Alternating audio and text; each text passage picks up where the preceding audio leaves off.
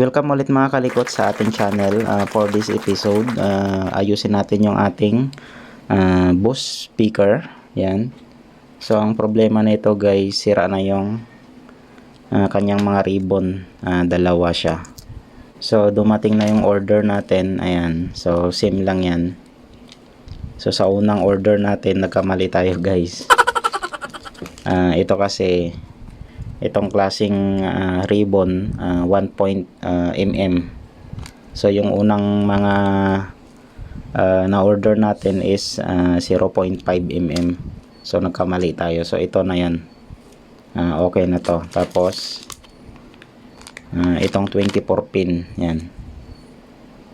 So papalitan natin siya mga kalikot. Tapos i-share ko rin sa inyo mga kalikot kung paano natin i-hack itong kanyang auxiliary. So nagawa ko na siya dati, hindi pa tayo nagba-vlog dati nun. So ngayon natin siya gagawan ng video mga kalikot. Kasi yung ganitong Bose speaker mga kalikot, hindi to gagana kapag hindi nakasalpak yung iPad. So kailangan may iPad pa bago gagana itong speaker na to. So ang gagawin natin mga kalikot, i-hack natin siya, papaganahin natin na kahit wala yung iPad. So lagyan natin siya ng auxiliary in. So may phone jack tayo. So nabutasan ko na siya. Tapos yung problema niya, yung mga ribbon, so papalitan natin siya. Ayun, natanggal na yung kulay blue niya. Ayan o. So ayan. Dito naman sa kabila, sira yung mga pin niya. Ayan. Kaya binilhan natin siya. Yan. Ayan, tanggal na yung kulay blue niya. So baka maka-order din kayo mga kalikot ng mga ribbon. So ito, yung mga pin yan, ganyan siya oh. Ito kasi 20 pin. Itong maliit. Tapos ito 24 pin. Ito. Yan. So sobrang nipis niya. So ang sukat nito mga kalikot na 0.5mm. Yung ganitong kanipis na ribbon. So ito yung pakita ko lang mga kalikot. So ito naman yung 24 so ito naman yung 20 pin natin. So ito yung sukat nito is 1.0mm. So parehas lang yan na 20 pin itong dalawa. So ang layo, di ba? So baka maka-order kayo, magkamali kayo. So ito yung 1.0mm. Ito naman 0.5mm mga kalikot. So dito rin sa 24 pin natin, ayan siya.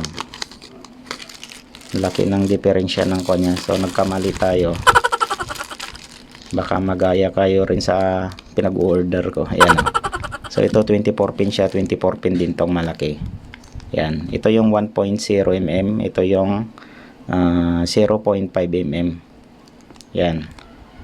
So same lang sila na 24 pin. So pinakita ko lang, baka mag-order kayo, baka magkamali rin kayo. So yan siya. Bago natin kalikutin, nais ko munang i-shoutout yung mga bagong subscribers natin mga kalikot. Shoutout nga pala kay Coach DJ Ebs. Yan. At saka si Pracedes Seruelas. Yan. At saka si Barbon Josephine. So maraming salamat sa inyo mga kalikot. Ingat kayong lahat. And God bless sa inyo guys. So ano pang hinihintay natin? Kalikutin na natin siya mga kalikot. Tara.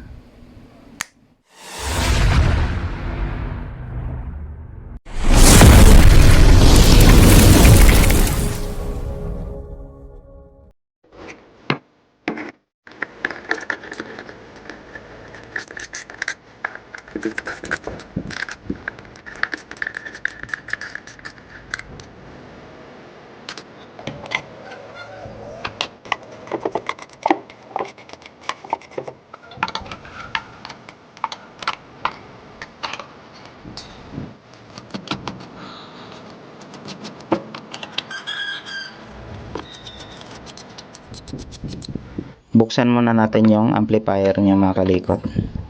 Kasi ilalagay muna natin yung kanyang ribbon.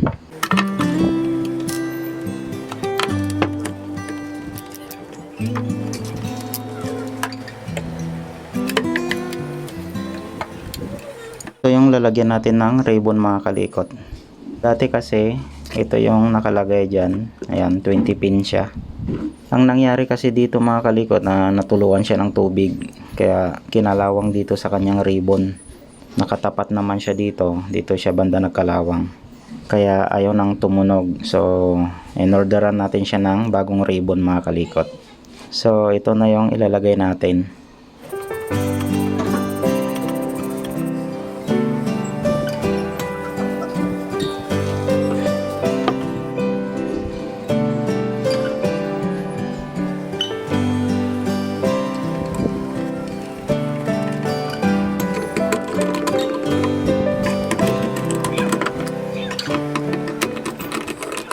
Ayan, takpan muna natin siya mga kalikot. Baka masundot pa natin yung kanyang speaker. Mabutasan pa natin.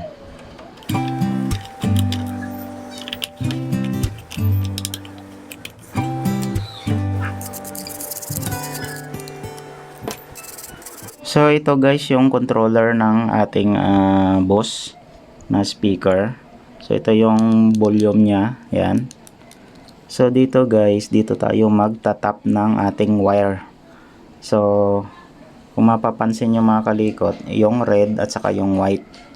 So yan yung left and right ng ating signal na papasok dito sa ating auxiliary na papunta dito sa board na to. Or input kung baga, ganun.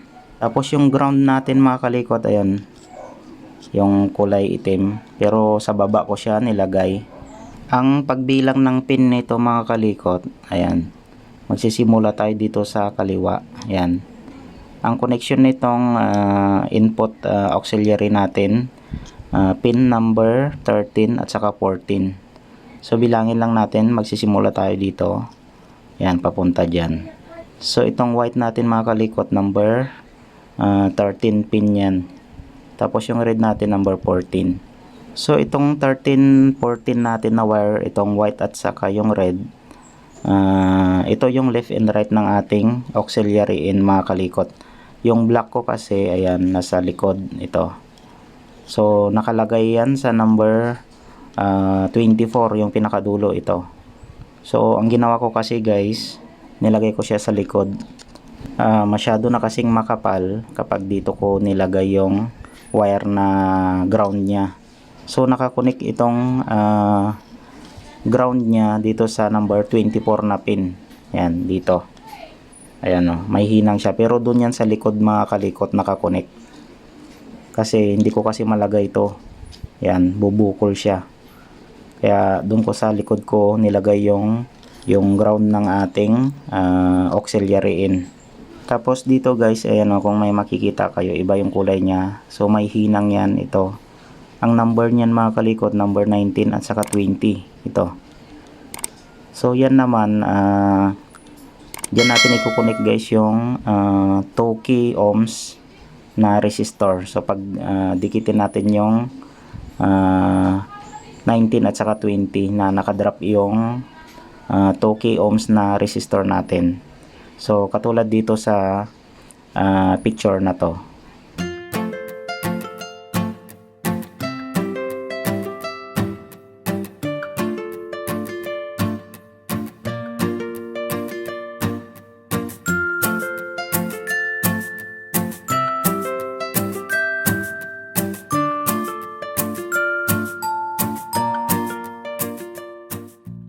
Ang ginawa ko kasi sa akin mga kalikot, yung resistor ko nakakabit sa likod, doon sa likod niya. Kasi kapag dito ko sa harap nilagay, hindi ko malalagay itong parang harang ng alikabok. Ayan. Yan. So, kaya dito ko siya nilagay. So, kaya may wire dito. Yan. Diyan ko nilagay yung 2 ohms na resistor. Itong wire na to. So, kung susundan nyo lang itong picture na to, so same pa rin yan. Nakakonect yan dito sa number 19 at saka 20 na pin. So ganyan yung ginawa kong connection mga kalikot. Yung ground niya dun sa likod. Tapos yung resistor ko nasa likod. Hindi ko na kasi pwede siyang baklasin kasi nakapix na. Or napix ko na dati. Yan. May mga lock siya. So kapag tinanggal ko kasi ito, wala na, mahina na yung pagkalak ng board natin. Kaya parang in-explain ko na lang sa inyo kung saan ko kinonek yung resistor natin, yung ground at saka yung left and right natin na auxiliary in. So ayan, na assemble na natin siya.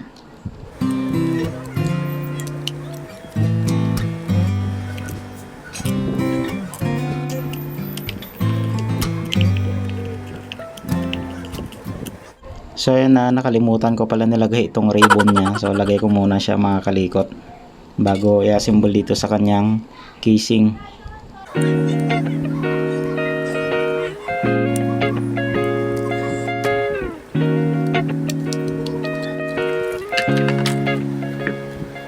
Dito naman sa ating auxiliary in, yan, kasi dito natin ilalagay sa butas na to yung kanyang phone jack.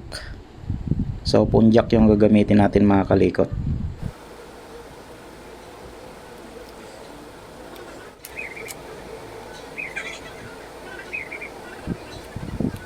So sa akin mga kalikot, ito yung diskarte ko.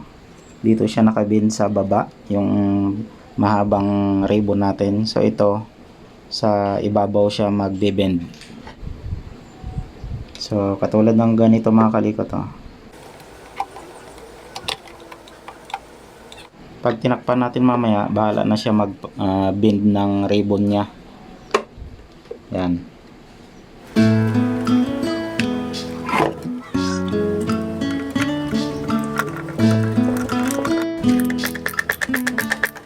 So ito naman yung diskartehan natin mga kalikot.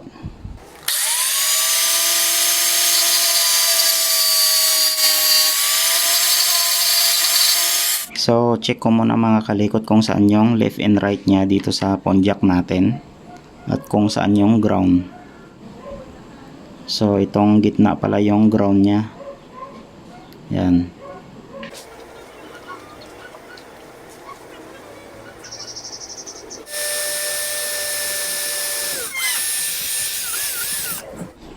Bali binutasan natin yung PCB ng ating phone jack.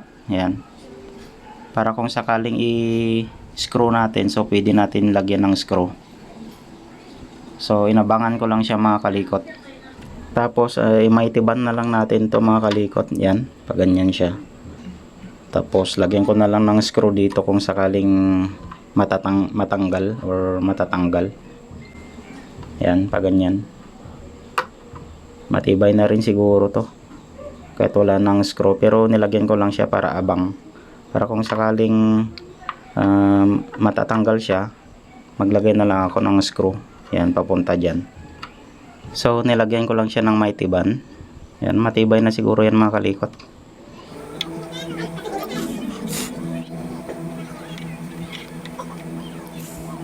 So ayun na, nakunik na natin yung mga wire niya mga kalikot. Yung ground niya sa gitna. Depende naman yan sa jack na gagamitin nyo.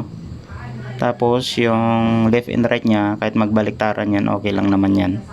So yan mga kalikot, matibay na rin siguro to. Yan. Kahit hindi na natin lagyan ng screw, tibay na rin siya. So try na natin siya mga kalikot. So gamitan natin siya ng sound card. Yan, ito kasi yung ginagamit ko dito sa speaker na to.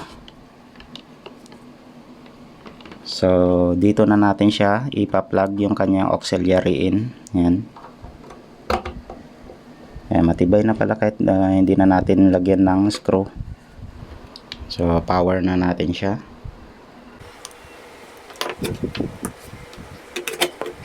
So ayan na, nag-play na tayo ng music.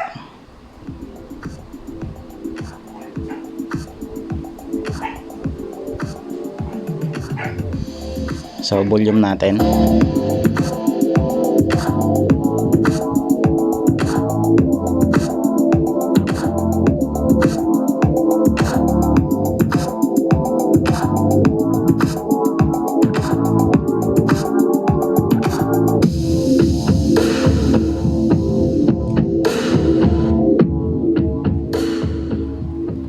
So ayan, okay na yung switch niya mga kalikot.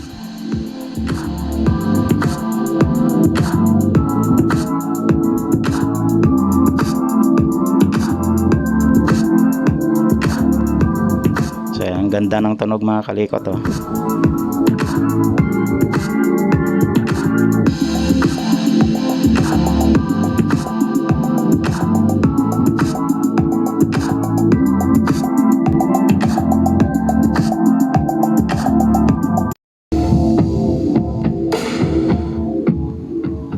So yan mga kalikot, ito lang yung pinalitan natin kasi mga sira na to eh. Okay pa naman siya kaso wala na yung mga niya, yung kulay blue niya dito, yung matigas. Tapos na rin siya oh. Sobrang dumi na ng contact niya. So yun lang yung mga ginawa natin guys. Tapos nilagyan natin siya ng auxiliary in. So sana nasundan nyo yung ginawa natin mga kalikot, yung paglalagay ng resistor na 2k ohms yun mga kalikot, yung nilagay nating resistor dun sa number 19 at saka 20 na pin. Tapos yung number 24 yun yung kanyang ground. Tapos yung left and right natin sa auxiliary natin yung number 13 at saka 14. So yun lang mga kalikot, sana makatulong ulit tong video na to sa inyo.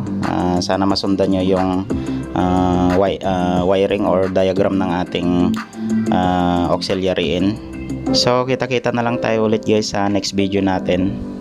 Huwag nyo ulit guys kalimutang i-subscribe ang aking YouTube channel at papalo na rin sa aking Facebook page. So hanggang dito na lang ulit mga kalikot, maraming salamat. Ingat kayong lahat and God bless sa ating lahat mga kalikot.